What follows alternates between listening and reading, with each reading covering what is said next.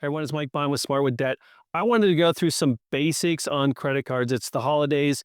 People are going to be out there spending, finding things that they want or need. And what are the things that you should look at with your credit cards and the balances? And it all comes down to taking an inventory of where the rates are. What kind of rates do you see on your credit cards? They come in all shapes and sizes as far as the interest rate, with a high of in the 30s for some department store credit cards and all the way down to some good credit union cards that maybe be 14%. How does that impact you? I think a lot of people just don't look at what the interest does to their lifestyle, what it does to their spending ability, and what they could do in or with this money that they're just handing over to the banks that they don't need to.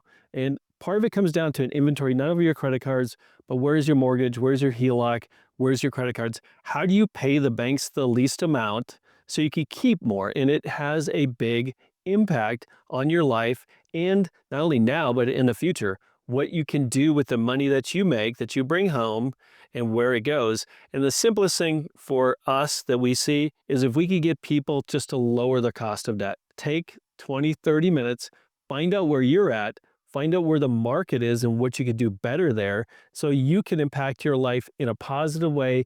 As we say, get into debt, but get into smart debt. One of the biggest parts of this is lowering the cost of your credit cards. So let's look at a credit card example so you start seeing the impact of interest rates. And on the column over here, we have interest rates from 27 down to 0% because I do believe in the 0% and taking the time every year and you'll see the impact here on that.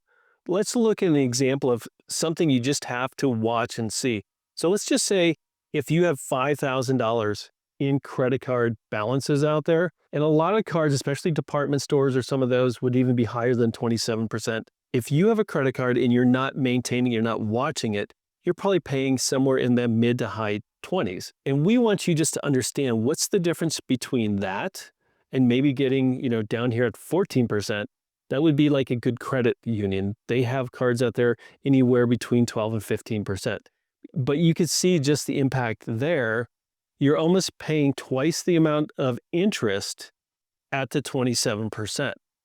And what we really look at is getting into 0% cards. If you have the availability every year of getting into 0% cards, you could convert that $1,350 that you're paying just in interest into paying down your debt. So your debt actually, in this case, probably in about 3 years, your debt would be paid down.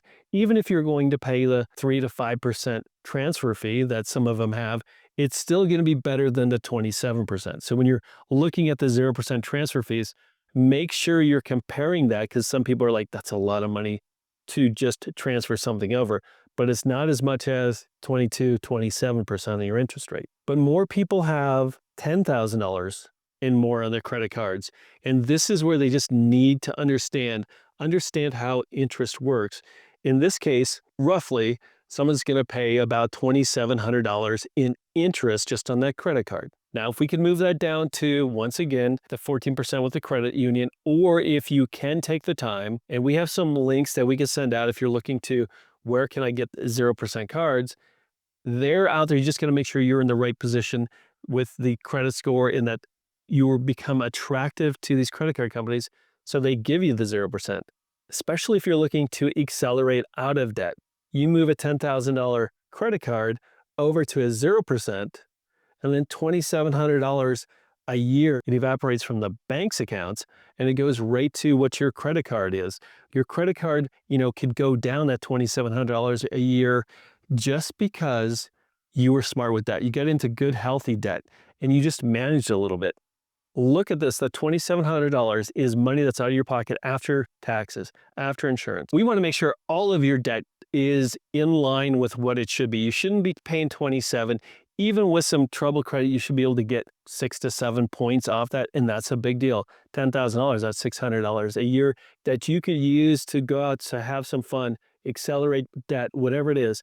We just want to move the amount of money that you're spending to the bank into your life. The more we can help you with, is a refinance better than a debt consolidation with a HELOC?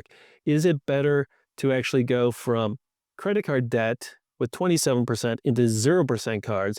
How does that look compared to a refinance or even a HELOC. That's probably even better because it's unsecured. You're not encumbering your house. This is a great time to take an inventory of what the credit cards you have. Sometimes we just get too used to using the same credit cards over and over that we should take an inventory and make sure every year that we're getting into the lowest possible. So we're paying the least amount of interest to the banks and keeping more in our lives. Make sure you subscribe, like, and even share this so we can help others, be smart with debt, bring more money into their lives, and enjoy life just a little bit more.